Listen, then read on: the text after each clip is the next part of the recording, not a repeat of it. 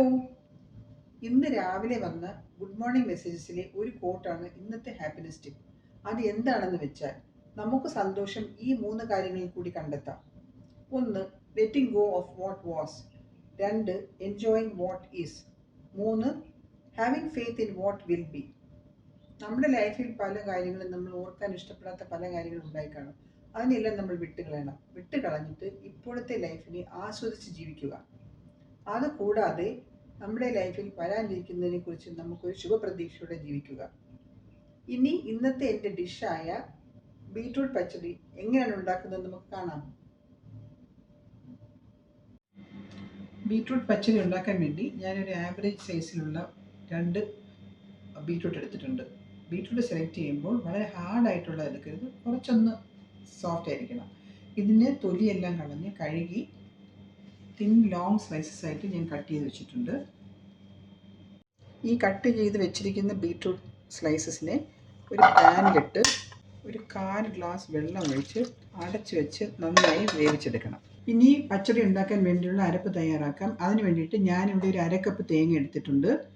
പിന്നെ 1/4 ടീസ്പൂൺ ജീരകം, ഒരു ചെറിയ പീസ് ഇഞ്ചി, ഒരു പച്ചമുളകും, ഒരു തണ്ട് കറിവേപ്പിലയും എടുത്തിട്ടുണ്ട്.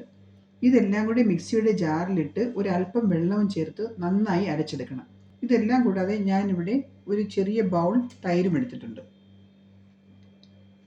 ബീട്രൂട്ട് നന്നായി വെന്തതിന് ശേഷം അതിനെ തണുക്കാനായി വെച്ചിട്ട് തണുത്ത് കഴിയുമ്പോൾ മിക്സിയുടെ ജാറിലിട്ട് കോഴ്സായിട്ട് അരച്ചെടുക്കണം. ആ അരച്ചെടുത്ത ബീട്രൂട്ടിനെ ഞാനൊരു പാനിൽ ഇട്ടിട്ടുണ്ട്. അതിലേക്ക് നേരത്തെ അരച്ചു വെച്ച അരപ്പ് ചേർത്ത് കൊടുക്കുന്നു. അതിൻ്റെ കൂടെ ആവശ്യത്തിന് ഉപ്പും ചേർത്തിട്ട് നന്നായി മിക്സ് ചെയ്ത് ഈ അരപ്പിൻ്റെ പച്ചമണം മാറുന്നത് വരെ വേവിച്ചെടുക്കണം.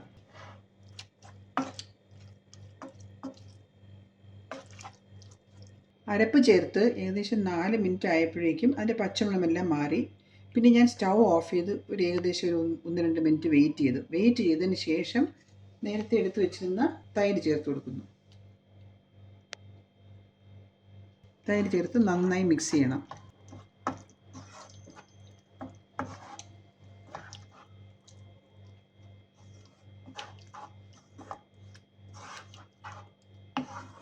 ബീട്രൂട്ട് പച്ചടി റെഡിയായി. ഞാൻ സ്റ്റൗ ഓഫ് ചെയ്തിട്ട് കുറച്ച് സമയം വെയിറ്റ് ചെയ്തിട്ട് തൈര് ഒഴിച്ചത് എന്താണെന്ന് വെച്ചാൽ, ചൂടോടെ ഒഴിച്ചാൽ തൈര് പിരിഞ്ഞു പോകും. അതുകൊണ്ടാണ് കുറച്ച് വെയിറ്റ് ചെയ്തിട്ട് തൈര് ഒഴിച്ചത്. ഇങ്ങനെ നമുക്ക് കഴിക്കാം. ബീട്രൂട്ട് പച്ചടി ഇങ്ങനെയും കഴിക്കാം. വേറൊരു എൻഹാൻസ്ഡ് ഫ്ലേവർ വേണമെങ്കിൽ നമുക്ക് കടുക് വറുത്ത് ചേർത്ത് നന്നായി മിക്സ് ചെയ്തിട്ട് അങ്ങനെ ഉപയോഗിക്കാം. ഈ ബീട്രൂട്ട് പച്ചടി എൻ്റെ ഡിയർ ഫ്രണ്ടിൻ്റെ പ്രിയപ്പെട്ട ഡിഷുകളിൽ ഒന്നാണ്. നമ്മുടെ സദ്യ ഗെറ്റ് ടുഗദേഴ്സിൽ എപ്പോഴും എന്നോട് ഇതാണ് ഉണ്ടായിക്കൊണ്ട് ചെല്ലാൻ ആവശ്യപ്പെടാറുള്ളത്. She is the one who inspired me to share this video. Thank you for being an amazing friend and a great foodie. That's all for today. See you later. Bye bye.